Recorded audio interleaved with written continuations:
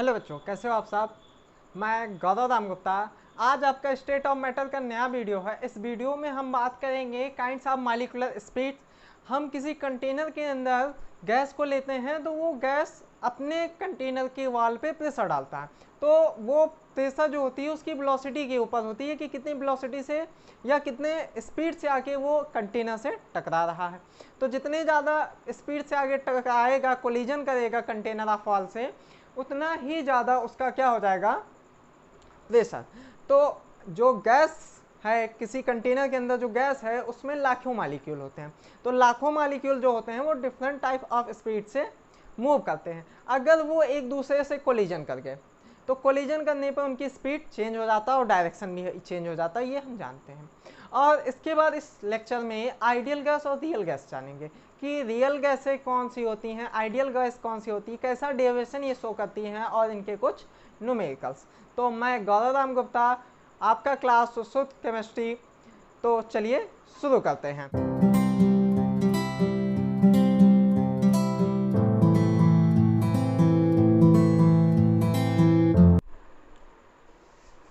अब पहला जो टॉपिक है काइंड्स ऑफ मॉलिक्यूलर स्पीड। तो इस different type of molecular speed को दिया था मैक्सवेल ने। तो इसको कहा जाता है मैक्सवेल वेलोसिटी स्पीड। अब ये काइंड्स ऑफ मॉलिक्यूलर स्पीड तीन तरह की होती है, V average, V M P और बी आर एम एस। तो वी एवरेज का मतलब होता है जो जितनी मॉलिक्यूल्स हैं, मान लेते हैं कोई कंटेनर है और इस कंटेनर में मॉलिक्यूल्स हैं। अब ये मॉलिक्यूल्स क्या करेंगे, एक दूसरे से कोलिजन करेंगे और जब कोलिजन करेंगे तो जाके वॉल से टकराएंगे और प्रेशर डालेंगे। तो अगर ये आपस में एक दूसरे से टकराते हैं तो ये रियल गैसों का फंडामेंटल है। तो इनकी स्पीड में चेंजेस आ जाता है और जब स्पीड में चेंजेस आ जाएगा तो ये डिफरेंट स्पीड के मॉलिक्यूल्स होंगे, मतलब सबकी स्पीड लगभग आप मान सकते हैं कि अलग अलग होगी। सेकेंड बी, हाँ अब स्पीड के बारे में हमने अब V average, V M P और बी आर एम एस में समझ लेते हैं। तो पहले समझते हैं B M P, most probable speed. Most probable speed जिसको कहते हैं बी एम पी। तो जैसे आप मान सकते हो कि हमने एक बड़ा सा डिब्बा लिया, गत्ता लिया, उसमें हमने तीन तरह की गेंदें डाल दी। अब उसमें हम गेंदों को जब निकालते हैं, मान लीजिए हमने आग बंद की और गेंद निकाल रहे हैं, लाल कलर की गेंद आई, फिर हमने आग बंद की, फिर निकाला, फिर लाल कलर की गेंद आई, फिर हमने आग बंद की, फिर निकाला लाल कलर की गेंद। मतलब कि लाल कलर की गेंदों की संख्या ज़्यादा है। अर्थात कि इसमें यह कह सकते हैं ऐसे मॉलिक्यूल जिनकी स्पीड सबसे ज़्यादा है। तो कुछ मॉलिक्यूल्स ऐसे जरूर होंगे जिनकी स्पीड उस कंटेनर के अंदर उन गैसों में से सबसे ज़्यादा होगी, तो उसको कहेंगे बी एम पी। अब सबसे ज़्यादा मॉलिक्यूल और सबसे कम मॉलिक्यूल में एक रिलेशन है। जैसे हम मान सकते हैं कि हमने ये नंबर क्या हो जाएगा, N A, number of molecule, और इसमें से हम मान लीजिए ये 1000 हैं और इसमें से हमने ले लिया 10, तो हम क्या कहेंगे, एन बाई एन ए। ये तो हुआ, ये 1000 मॉलिक्यूल थे, इसमें से 10 जिनकी संख्या आगे दिखाई। अगर हम और इसको कहेंगे हम नंबर ऑफ मॉलिक्यूल्स का फ्रैक्शन। तो अब जो नंबर ऑफ मॉलिक्यूल्स का फ्रैक्शन है, इसको अगर हम ग्राफ में करें स्पीड के में, तो इसका ग्राफ कुछ इस तरह आता है, बेल शेप्ड। तो बेल शेप्ड में हम यहाँ एन बाई एन ए कर दें और इधर कर दें स्पीड, तो इधर जाने पे स्पीड बढ़ रही है। तो हम ये देखते हैं, ये पीक हो गया इसका, हाँ पीक सबसे अधिकतम पॉइंट, मतलब यहाँ पे मॉलिक्यूल्स की संख्या ज़्यादा है। देखो इधर जाने पे मॉलिक्यूल्स बढ़ रहे हैं, तो ये पीक है, यहाँ पे मॉलिक्यूल्स सबसे ज़्यादा होंगे पीक पे। तो यहाँ पे क्या होगा कि यहाँ पे हम ये देखते हैं कि सबसे कम स्पीड वाले मॉलिक्यूल्स थोड़े से हैं और सबसे ज़्यादा स्पीड वाले मॉलिक्यूल्स भी क्या हैं, थोड़े से हैं। ठीक, और यहाँ पे क्या है, एक एवरेज है इसका। ठीक, कि सबसे ज़्यादा मॉलिक्यूल्स किसके हैं, एवरेज के हैं, ना ज़्यादा के हैं ना कम के। तो हमें ये पता चल गया इस ग्राफ से कि सबसे जो मोस्ट प्रोबेबल स्पीड है ये हो जाएगी आपकी। तो इसका फार्मूला हम लिख सकते हैं B M P equal to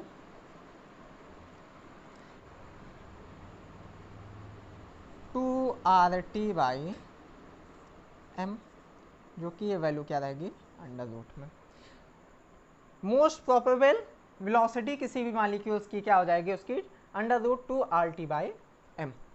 अब हमने ये जान लिया, जैसे एक कक्षा में मान लो आपके क्लास में ही आपके केमिस्ट्री का टेस्ट हो, हाँ, अब केमिस्ट्री सब्जेक्ट लिए हो तो केमिस्ट्री का टेस्ट हो, 10 बच्चों का हो, 10 में से हम ये देखते हैं कि कितने बच्चे क्या है मैक्सिमम पे आए हैं। जैसे मैक्सिमम किसका 9 आया, ज़्यादातर बच्चों का 9 मैक्सिमम किसका आया है, या ज़्यादातर बच्चों का 8 किसका आया है, जैसे 8 करके कई बार आ जाए, या 4 किसका आया है, तो उनकी संख्या को हम क्या कहेंगे, BMP।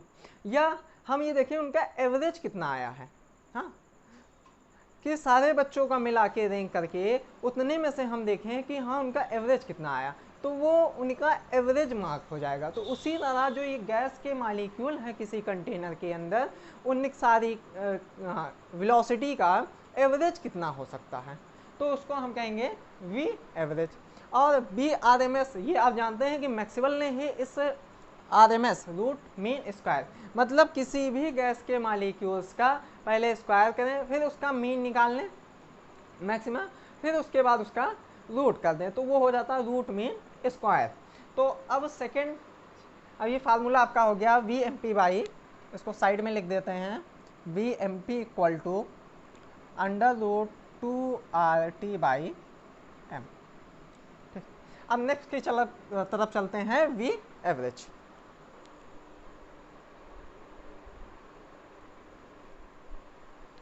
अब निकालेंगे V एवरेज का, तो मॉलिक्यूलर स्पीड ऑफ, या हम कह सकते हैं एवरेज स्पीड ऑफ वेलोसिटी या मॉलिक्यूलर वेलोसिटी। तो V एवरेज हो जाएगा आपका कितने नंबर ऑफ मॉलिक्यूल्स हैं और कितनी स्पीड से उनकी वेलोसिटी कितनी है, C3 और dot dot dot CN molecules, और नंबर ऑफ मॉलिक्यूल्स कितने हैं तो N हो जाएगा। तो अगर इसका हम फार्मूला निकालेंगे तो V एवरेज इक्वल टू हो जाएगा अंडर रूट 8RT/m। अब इसी तरह हम BRMS निकाल लें, तो VRMS क्या हो जाएगा कि कितने नंबर ऑफ मॉलिक्यूल्स हैं, C1 C2 प्लस C3 और डॉट डॉट डॉट CN, और क्या कहा जाएगा VRMS। तो पहले क्या निकालना हमें, स्क्वायर, तो सबका स्क्वायर कर दिया, फिर उसके बाद मीन निकालना है कितने हैं, तो मीन निकालेंगे तो इसका मीन हो जाएगा आपका N, और इस पर क्या लगा देंगे हम, रूट। तो ये आपका हो गया root mean square molecular velocity. तो root mean square molecular velocity equal to हो जाएगा 3RT/m। ये होगा आपका B एवरेज, VRMS और BMP। अब B एवरेज, VRMS और BMP में रिलेशन क्या है, तो रिलेशन देख लेते हैं। BMP,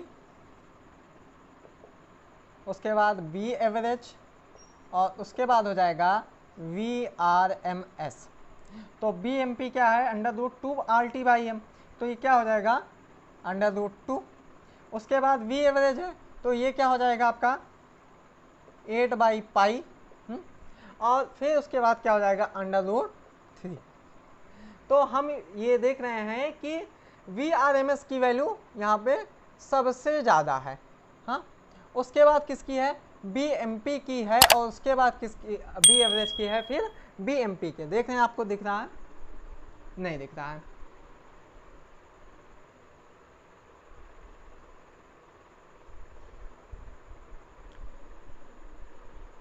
इसको यहीं पे लिख देते हैं, B M P is greater than V average is greater than, sorry, B R M S is greater than V average और B average is greater than B M P.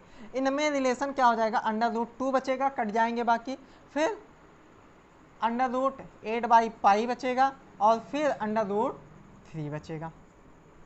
इस तरह इसमें एक और रिलेशन निकाल सकते हैं जो कि आपका हो जाएगा v average equal to 0.9213 into V R M S और v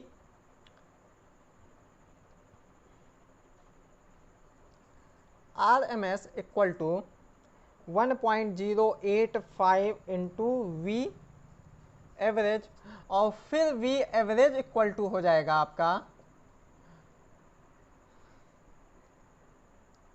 1.12 into V M P. तो ये आपके हो गए V average, V R M S और बी एम पी में रिलेशन।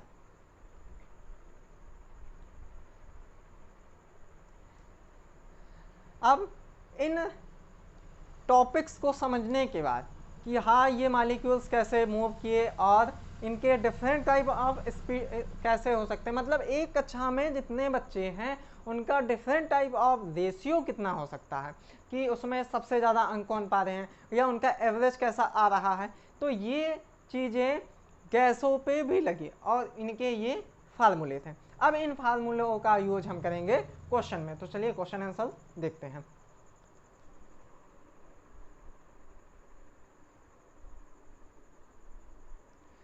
क्वेश्चन है आपका, calculate the root mean square of hydrogen molecule on HTP. तो हमें क्या पूछ रहा है, आरएमएस। तो फार्मूला क्या हो जाएगा, V R M S equal to √3RT/m। तो एचटीपी पूछा है, तो एचटीपी पे टेम्परेचर क्या हो जाएगा आपका 300 केल्विन। आर की वैल्यू पूछा है, तो आर की वैल्यू आपका हो जाएगा 8.314 जूल में आप लिख सकते हो। और m क्या हो जाएगा, तो मॉलिक्यूल पूछा है, तो हाइड्रोजन मॉलिक्यूल का कितना होता है 2 H2 का।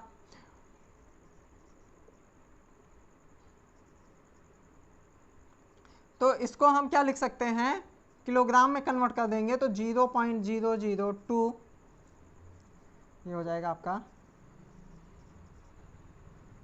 Kilogram mole inverse. ठीक, अब इस वैल्यू को इसमें रखिए और देखिए आंसर आपका क्या आ रहा है।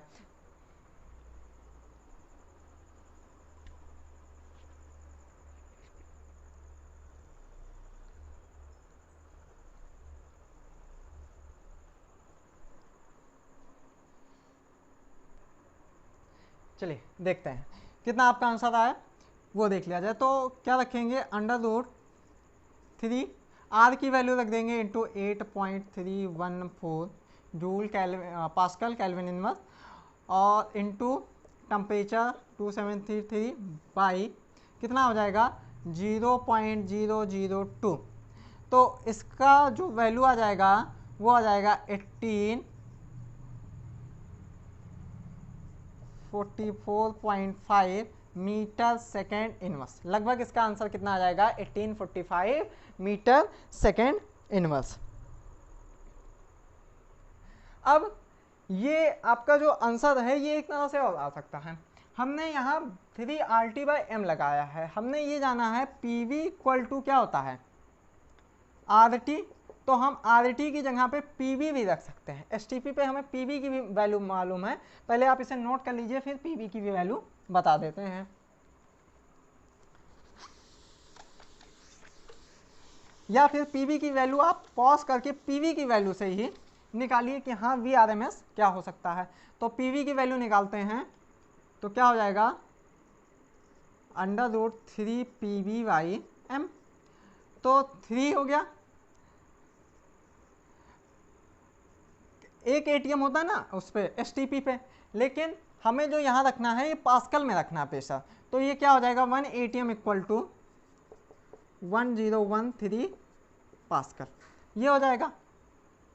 तो 1013 इंटू वैल्यूम कितना होता है, तो 24.4 हम क्या करेंगे सेंटीमीटर क्यूब बाई एम, तो एम तो उतना ही हो जाएगा 0.002। तो ये वैल्यू भी आपकी लगभग अगर इससे निकालेंगे तो वो वैल्यू आपकी आ जाएगी 1844.15 मीटर सेकेंड इनवर्स, लगभग ये आंसर आएगा। मतलब कि मिलता जुलता ही आंसर दोनों से आपका आएगा। तो इस तरह ये एक सवाल हुआ आपका मैक्सवेल डिस्ट्रीब्यूशन ऑफ वेलोसिटी से, मॉलिक्यूलर वेलोसिटी से। अब हम इसके बाद पढ़ेंगे रियल गैस और आइडियल गैस को।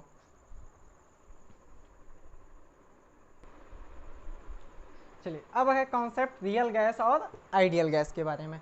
तो रियल गैस और आइडियल गैस हम किसे कहेंगे, तो हम रियल गैस उन्हें कह सकते हैं जो PV इक्वल टू nRT को क्या करें, फॉलो ना करें। कब, किसी भी टेम्परेचर प्रेशर पे। अब ऐसे गैस हैं जो PV बराबर nRT को फॉलो करें, मतलब ऑल गैसियस लॉ को फॉलो करें। मतलब कौन सा law, Boyle's law, Charles law, pressure temperature law, इन सबको फॉलो करें तो उनको हम क्या कहेंगे, आइडियल गैस कहेंगे। आइडियल गैस में रियल गैसें कब पाई जाती हैं, एट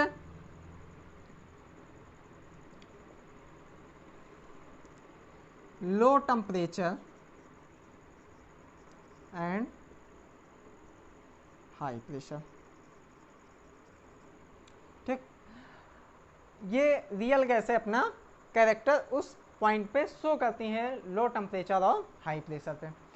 जितनी भी रियल गैसें होंगी इनके जो मॉलिक्यूल्स का होगा उनका कोई रिजिड स्फीयर होगा, जो मॉलिक्यूल्स होंगे वो रिजिड स्फीयर्स होंगे। इनका जो वॉल्यूम होगा अगर उस कंटेनर की अगर अपेक्षा में देखें तो इनका जो स्फीयर होगा वो नेग्लिजिबल होगा।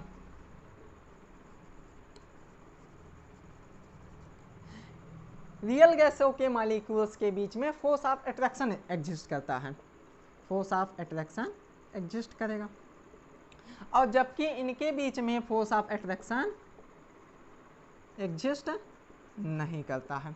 सेकेंड पॉइंट ये हम कह सकते हैं इसमें कि जो फोर्स ऑफ अट्रैक्शन एग्जिस्ट करेगा, तो जब फोर्स ऑफ अट्रैक्शन एग्जिस्ट करता है रियल गैसों में, तब ये क्या करते हैं, ये लिक्विफाई हो सकते हैं।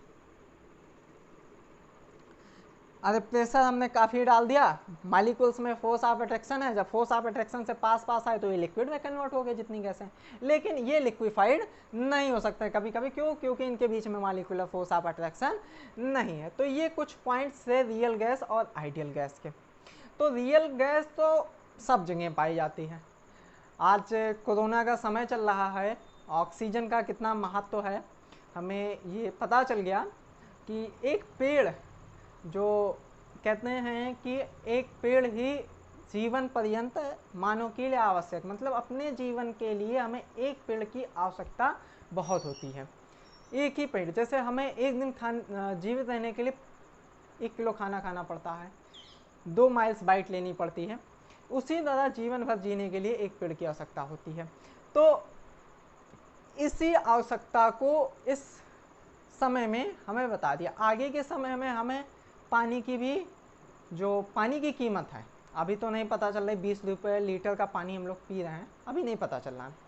ऑक्सीजन अभी इससे पहले तक आप लोग जानते भी नहीं थे कि ऑक्सीजन का अस्पताल में इतना ज़्यादा यूज होता है, या ऑक्सीजन के बिना इतनी ज़्यादा कंडीशन ख़राब हो सकती है, अभी तक नहीं मालूम था।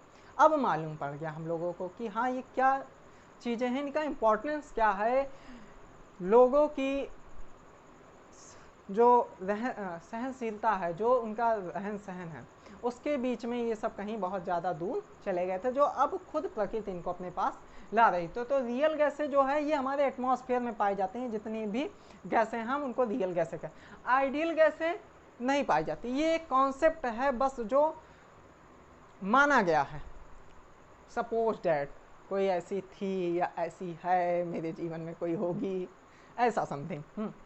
तो ये एक कॉन्सेप्ट है कि वो सपनों की रानी, चलिए छोड़िए।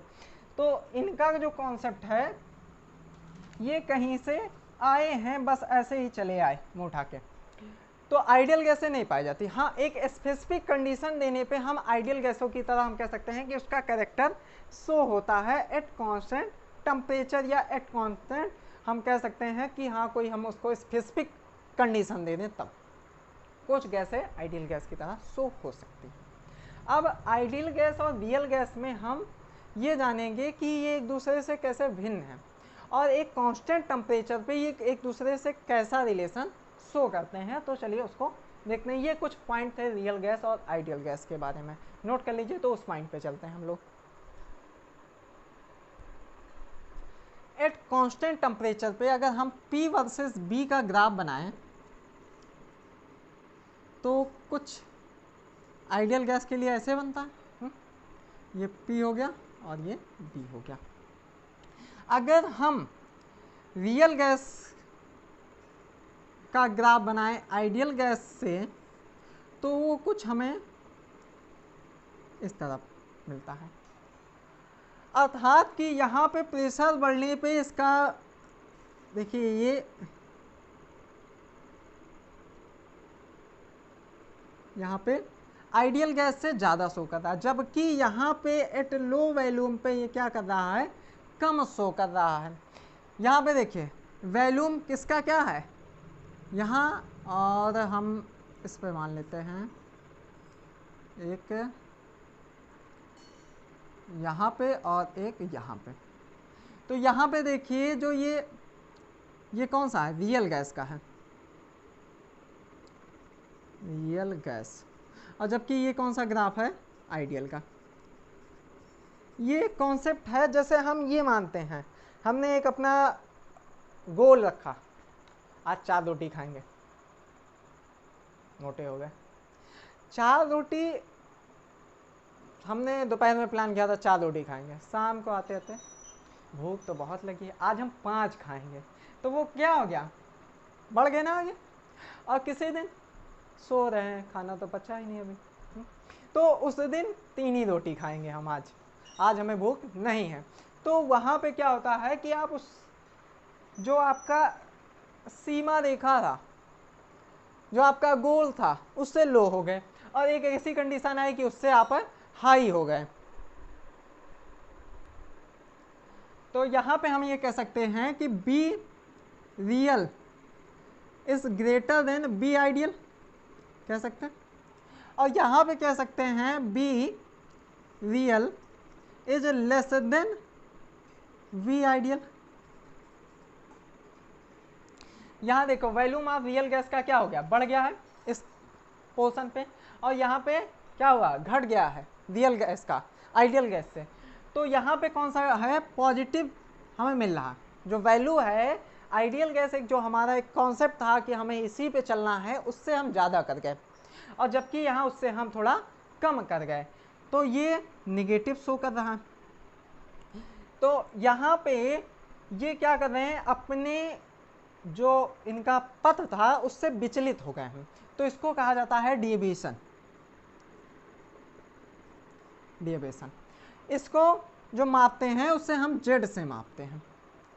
जेड जो है यहाँ पे कंप्रेसिबिलिटी फैक्टर है। अगर जेड बराबर 1 है तो ये आइडियल के लिए है। अगर जेड बराबर नॉट इक्वल टू 1 है, मतलब 1 से ज़्यादा है, 1 से कम है, तो 1 से ज़्यादा है और 1 से कम है, तो उसको हम कहेंगे रियल गैस। ना हम तुमसे कम है और ना तुम हमसे ज़्यादा हो। तो रियल गैसें 2 तरह से शो कर सकती हैं, एक पॉजिटिव और एक निगेटिव। यहाँ पे जो आइडियल गैस थी ये तो शो ही कर रही थी, जबकि यहाँ पॉजिटिव और निगेटिव का डेविएशन शो हो सकता है। तो एक हम कह सकते हैं जेड इज ग्रेटर देन 1, और दूसरा कह सकते हैं हम जेड लेस देन 1। अब यहाँ पे जेड ग्रेटर देन 1 है, तो जेड की वैल्यू क्या हुई, एक से ज़्यादा हो गई। एक से ज़्यादा मतलब पॉजिटिव डिविएशंस हो गए। पॉजिटिव मतलब गैस क्या हुई, वैल्यूम ऑफ गैस बढ़ गया। तो हम ये कह सकते हैं PV is greater then NRT, volume बढ़ गया। अब यहाँ पे क्या करेगा, गैस एक्सपेंड करेगा, और जब गैस एक्सपेंड करेगा तो V real is greater than V ideal. और जबकि अगर इस जेड की वैल्यू लेस देन 1 होगी, हाँ, जेड की वैल्यू 1 से कम होगी, तो ये क्या करेगा, निगेटिव डेविएशन शो करेगा। और जब निगेटिव डेविएशन शो करेगा तो क्या हो जाएगा, यहाँ पे गैस कंप्रेस होगी। कंप्रेस होने का मतलब क्या हुआ कि ये अपने जो इसका लक्ष्य था उससे नीचे आ गया। तो लक्ष्य से नीचे आने का मतलब क्या हो गया, बी रियल गैस का वैल्यूम कम हो जाएगा, किससे, वी आइडियल से। तो ये था आइडियल गैस और रियल गैस के बीच में रिलेशन। अगर हम जेड को लिखना चाहे तो जेड को हम ऐसे भी लिख सकते हैं, Z equal to P V by R T, ये भी लिख सकते हैं। हम ये भी लिख सकते हैं Z equal to V real versus V ideal.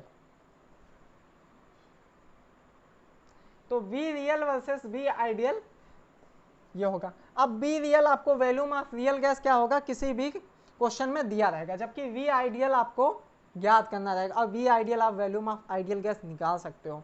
आपको डिफरेंट लॉ दिए गए हैं, गैसियस लॉ दिए गए हैं, या आप पीवी बना हुआ एनआरटी से निकाल सकते हो, या काइनेटिक एनर्जी या फिर काइनेटिक थ्योरी ऑफ गैस से, डिफरेंट टाइप ऑफ मेथड से आप निकाल सकते हो। जबकि वी रियल आपको ज़्यादा क्वेश्चंस में दिया रहेगा। अब हम बात कर लेते हैं ग्राफ की। तो जैसे हम पिछले ही ग्राफ में चलते हैं, जहां पे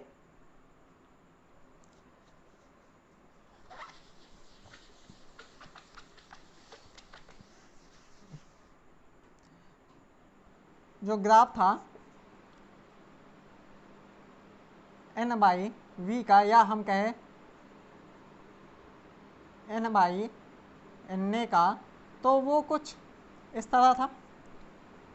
अगर हम इसी में दो तरह से कैसे बनाएं, या इसको हम ऐसे कर दें, ऐसे ना करके ऐसे कर दें, इक्वल में करते हैं इसको। अब इसमें हम मान लेते हैं ये एन ए बाई यहाँ स्पीड है। अब यहाँ बताइए T2 is greater then T1 कि T1 is greater then T2, या T2 इक्वल टू T1, या T2 is greater then T1, या T2 is less then T1। यहाँ पे आपको ये बताना है। तो हम ये जानना चाहिए कि जैसे जैसे ये पीक, जो ग्राफ का पीक है, ये फ्लैट होता जाएगा, वैसे वैसे टेम्परेचर इंक्रीज करेगा। पीक जैसे जैसे फ्लैट होगा मतलब ये स्पीड की तरफ बढ़ेगा। यहाँ देखिए, यहाँ पे स्पीड कितनी है, यहाँ पे मान लेते हैं ये 1 था, ये 2 था, यहाँ 3 था, ये 4, और यहाँ पे देख लेते हैं तो ये 2 के पास। तो यहाँ पे मॉलिक्यूल्स की स्पीड कितनी है, 2 है। यहाँ पे कितनी है, 4। तो T1 is greater then as T2। तो ये आपको याद रखना है। जैसे कुछ गैसें हैं वो आइडियल गैस और रियल गैस के बीच में हम रिलेशन में बता देते हैं, कुछ गैसों के बीच में। तो इसको नोट कर लीजिए।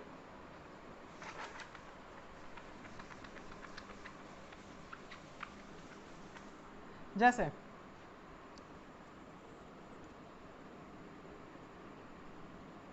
ये आपका हो गया आइडियल गैस।